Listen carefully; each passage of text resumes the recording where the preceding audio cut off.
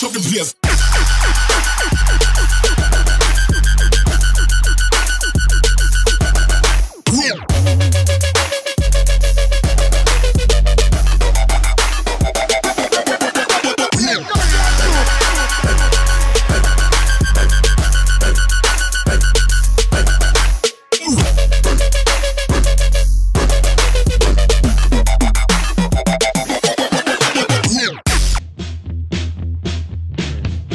Mazda apa sih Pak D? Nah ini Mazda B600 tahun 1965, cuman sudah engine swap atau bahasanya ganti mesin. Karena ini mesinnya sekarang pakai Suzuki K6 Turbo, jadi 600 cc tapi turbo. 8 ECU yang bisa dengan tipe mesin ini 5 ECU. Tapi yang tidak sempurna 4, yang sempurna 1 ini.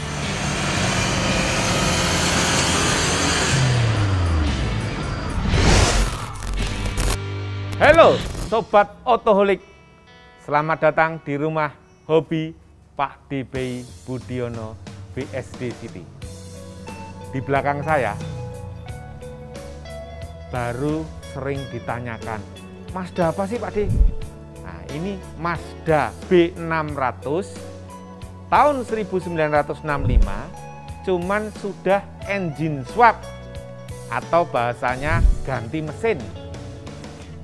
Cerita sedikit, jadi ini sebenarnya tadinya yang bangun Bapak Haji Insinyur Joko Sukoco, asli Malang tapi tinggal di Bandung, dia pensiunan PJK.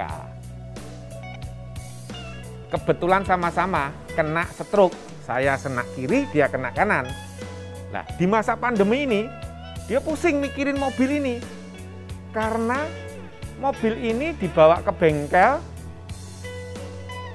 nggak malah bagus, malah jadi mogok. ECU-nya hilang, koilnya hilang, mobil tidak bisa jalan, remnya nggak bisa berfungsi. Beliau curhat sama saya, Pak D, saya begini-begini. Saya berkata, Mas, ojo mikir, ojo puyeng, nanti imunnya turun. Akhirnya kita sering kontak-kontakan WA, telepon-teleponan, bahkan terakhir dia bilang, udahlah, saya sudah melihat ini udah pusing katanya, udah ambil aja. Lah kalau ngambil mobil saya Mazda sudah segini banyak, mau buat apa? Dan maaf, saya tidak tertarik karena mesinnya ganti. Saya kurang setuju dan kurang cocok dan kurang srek istilahnya, karena mesinnya sudah diganti oleh Pak Joko. Kalau Pak Joko ini alirannya mobil tua tapi larinya kenceng. Lah kalau saya menikmati, beda aliran. Saya menikmati, jadi aliran menikmati mobil tua seperti zaman dulunya bagaimana. Tapi kita saling bersinergi, saling memberi masukan atau support. Suatu pagi beliau telepon saya, Pak, saya udah pusing Pak D. Dan bla bla bla bla, intinya curhat lah. Mobil tolong diambil lah. Saya bilang, kalau mobil diambil, Mazda saya udah segini banyak. Saya pusing nanti akhirnya. Ya udah gini deh Pak, saya bilang itu. Kebetulan beliau tuh suka Daihatsu S38P saya, pickup saya yang hijau. Udah gini deh. Karena saya juga sudah janji sama istri saya, mobilnya tidak tambah dan jumlahnya sama, tapi karena ada sesuatu yang menantang, akhirnya saya usulkan ke Pak Haji, Pak Haji, gini aja, Mazda saya tarik, Daihatsu buat Bapak. Oke, setuju. Bla bla bla, setuju. Akhirnya pagi-pagi jam habis subuh, Daihatsu saya towing ke rumah Pak Haji di Bandung, ini saya tarik. Begitu ini saya tarik, saya bingung, apanya dulu, mobil rem nggak jalan, STNK mati, mesin ECU hilang, aki nggak ada. Waduh, saya pusing juga. Nah ini Triyono sama Julius, Pak coba dipasang aki deh. Kita coba pasang aki di starter, kok kayaknya mesinnya oke, tapi tidak ada pengapian. Oh, ECU-nya hilang.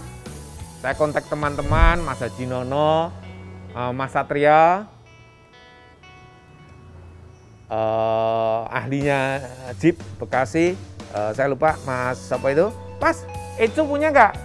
Karena ini mesinnya sekarang pakai Suzuki K6 Turbo, jadi 600 cc tapi turbo.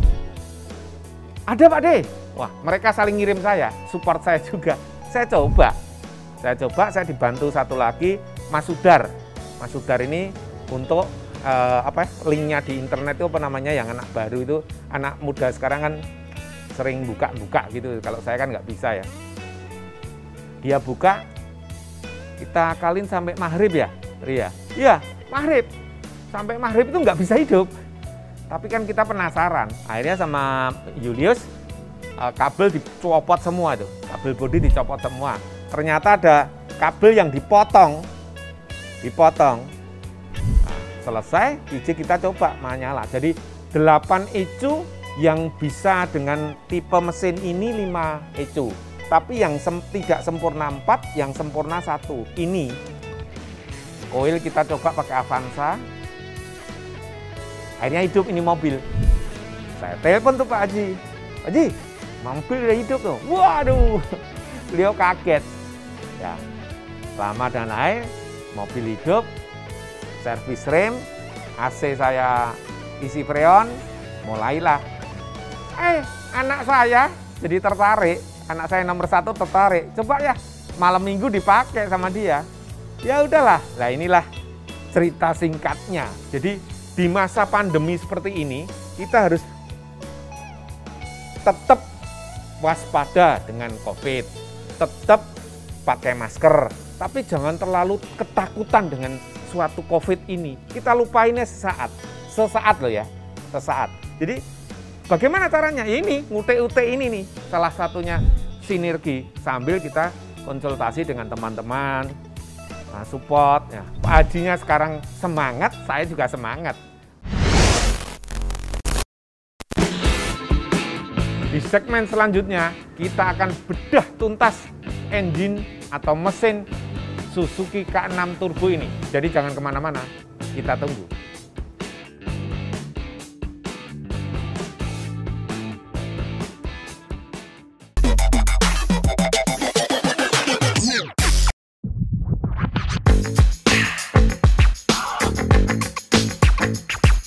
Di sini mesin ini kita tanamkan di Mazda B600 yang sebenarnya mesin awalnya itu 600 cc juga, cuma dia twin 2 silinder, kecil banget.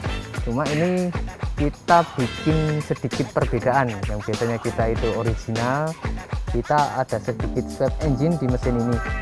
Yang pertama-tama memang kita bagaimana meletakkan mesin segede ini ke dalam ruang mesin B600 yang sekecil ini. Yaitu yang perlu pemikiran dan penempatan mesin yang pas dan presisi, terutama kita tempatkan di engine mountingnya, karena salah sedikit biasanya itu mobil geter dan nggak bisa stabil, biasanya begitu.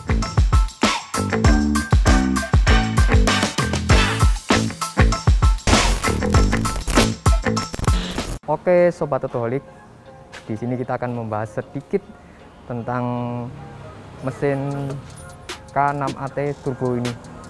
Maka ini sedikit kita jelaskan dari mesin ini. K6AT Turbo ini dilengkapi dengan kapasitas 660 cc dengan 3 silinder yang sudah mumpuni dan dilengkapi dengan turbo.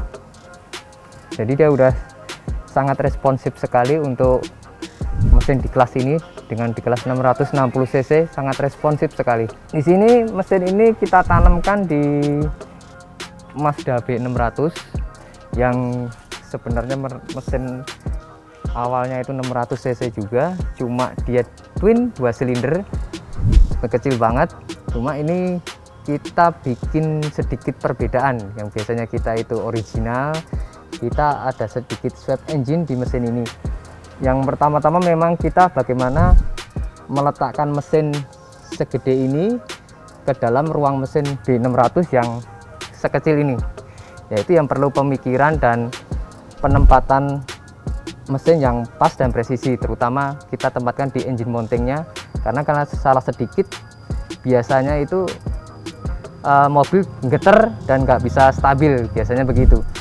Dan kita juga meletakkannya di transmisinya, dan paling susah lagi untuk ke kopelnya. Kopel di gardanya itu sangat susah karena kita harus perlu balancing sehingga untuk responsifnya lebih enak dan stabil. Di sini juga dilengkapi dengan radiator dan udah electric fan, karena kalau kita pakai yang fan biasa penggeraknya itu pendinginannya kurang mumpuni juga. Dan juga udah dilengkapi dengan ECU, karena dari itunya udah dilengkapi dengan ECU.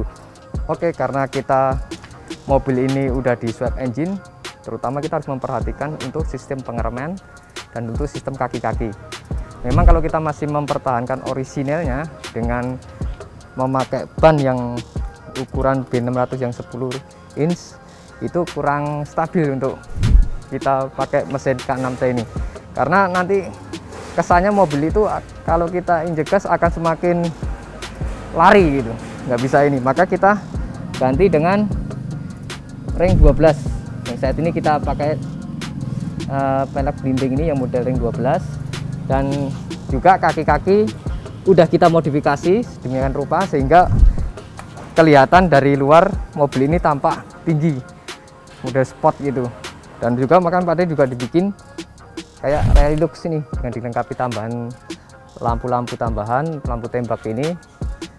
Nah, udah ini dan kaki-kaki, dan juga kita bisa lihat tetap dipasang dengan kaki-kaki ini ada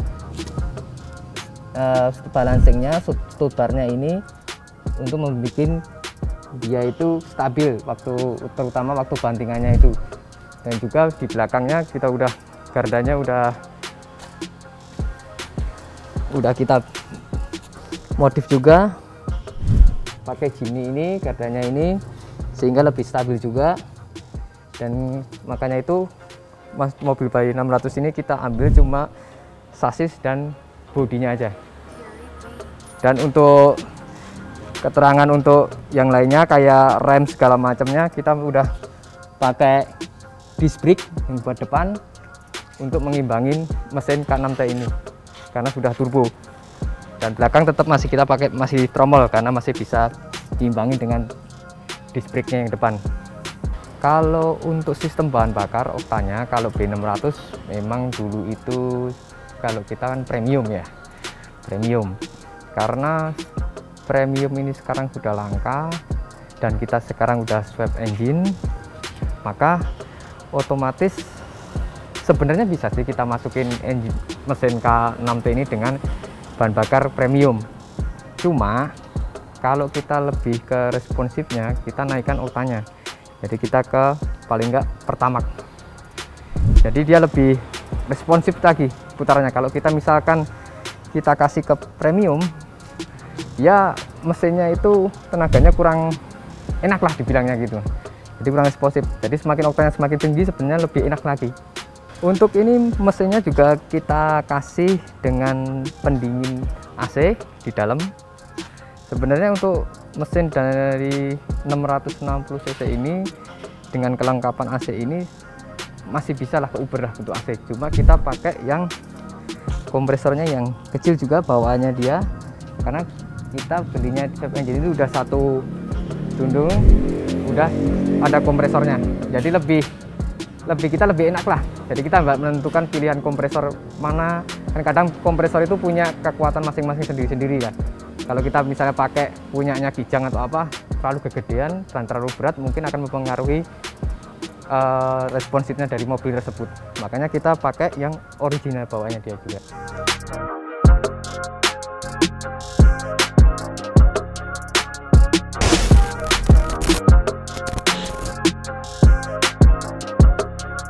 Pertama-tama kita crop bagian-bagian yang seharusnya dikelupas gitu, biar kelihatan karatnya. Nanti setelah habis di crop, kita bagian bare metal namanya itu, untuk menghilangkan karat-karat gini. Terus dikupas, dihabisin sampai mengkilat banget, terbersih. Sehabis bersih baru kita naik ke bagian pemoksian, epoxy filler, epoxy primer, pakai epoxy itu. Nah selanjutnya sehabis di epoxy primer kita tunggu sampai beberapa jam, bisa hari, bisa jam gitu, untuk memulai proses pendempulan selanjutnya gitu.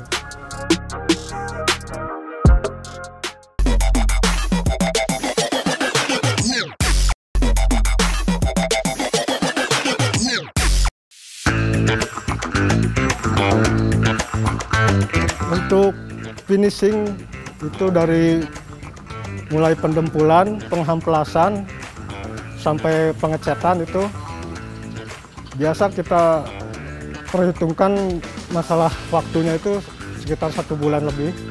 Ya itu juga tergantung kondisi mobilnya juga. Ya kurang lebih lah 1 bulan dari mulai penghamplasan, pendempulan, penghamplasan lagi, terus ngasih cat dasar, terus cat jadinya, vernis itu kan lumayan agak rumit gitu. Ya kemungkinan 1 bulan lebih lah.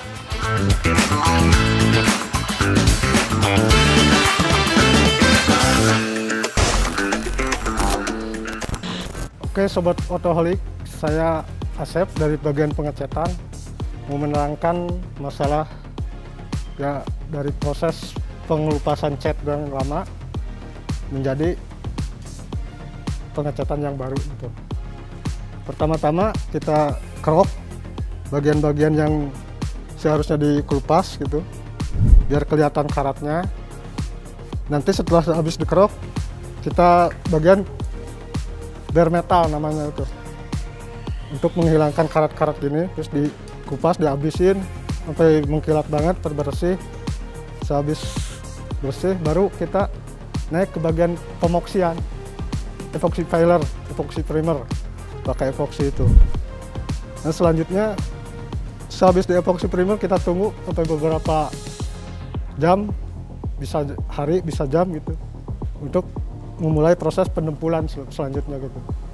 Nah sehabis pendempulan baru kita proses pembentukan, dikembaliin lagi ke bentuk-bentuk originalnya, ditimbulin lagi biar supaya kelihatan lebih original dan bagus. Nah untuk penjelasan untuk pembuatan buat ke original lagi, kayak nut-nut, titik-titik itu kita timbulin lagi nantinya biar kelihatan bentuk-bentuk yang ya seenggaknya menyamai dari pabriknya dulu gitu. Semacam kayak ini, kayak nut-nut yang titik-titik ini kita mesti timbulin lagi biar kelihatan originalnya. Ini caranya cuma dikelupas. Kalau kemungkinan masih ada titik-titiknya kita pertahankan, nggak perlu dielas gitu. Kalau emang udah habis pembentukannya dari pengelasan. Pengerokan itu bisa makan waktu, ya tergantung parah apa enggaknya itu kan, karatnya itu. Ya paling lama sehari 2 hari juga udah mulai bisa. Soalnya kita kan pakai alat-alat yang memadai gitu. Ya kemungkinan bisa mencapai 1 hari atau 2 hari juga bisa sebenarnya gitu. Nah, dari proses yang dibilang saya itu bare metal itu, ya sampai mengkilat banget gitu.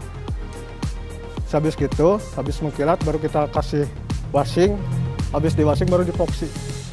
Ya segitu. Untuk finishing itu dari mulai pendempulan, penghamplasan, sampai pengecatan itu biasa kita perhitungkan masalah waktunya itu sekitar 1 bulan lebih. Ya itu juga tergantung kondisi mobilnya juga. Ya kurang lebih lah 1 bulan dari mulai penghamplasan, pendempulan, penghamplasan lagi, terus ngasih cat dasar, terus cat jadinya, vernis itu kan lumayan agak rumit gitu. Ya kemungkinan 1 bulan lebih lah gitu.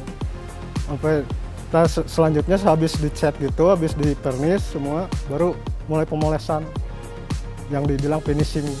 Perawatan cat yang udah jadi itu harus benar-benar gitu ya, istilahnya jangan sampai kena air terlalu sering gitu ya, seenggaknya 2 hari sekali gitu kita lihat dilap, kadang kan ya sedikitnya dikasih kit gitu kan, kayak pencucian lah, mungkin seperlunya aja seminggu sekali juga nggak apa-apa gitu. Yang penting jangan kena matahari langsung tiap hari gitu, terlalu lama ya itu bakal merusak kadar kilap catnya juga gitu.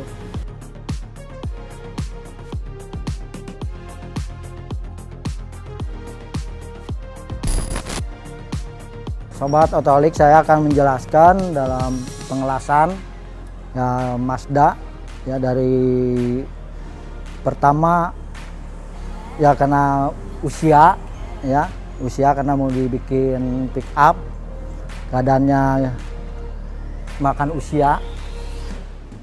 Saya akan coba untuk memperbaiki seminimal mungkin seperti baru lagi.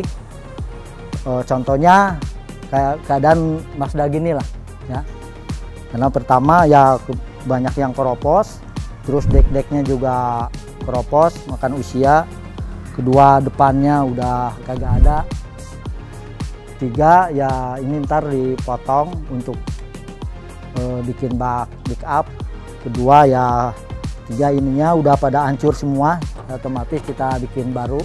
Ya pertama bikin ini dulu ya, spakbor karena udah makan usia juga, ntar dibikin ini, ntar sama pengelasan harus diganti. Ya kedua ini harus dibikin yang mode yang nyontek yang lain. Nah, ini udah hancur juga, makan usia juga harus diganti ya, makan usia juga. Ntar di contoh buat ngelasan, ntar bikin baru ya. Proses buat pengelasan kalau keadaan hancur gini sekitar 1 bulan lah maksimal ya, karena kan banyak yang harus bikin dulu yang udah nggak ada, yang ya maksimal 1 bulan gitu. Pos karena usia juga, karena hujan sering di luar, karena air hujan mandek nggak bisa turun, otomatis kan air hujan nggak bisa turun ya, disebabkan jadilah keropos.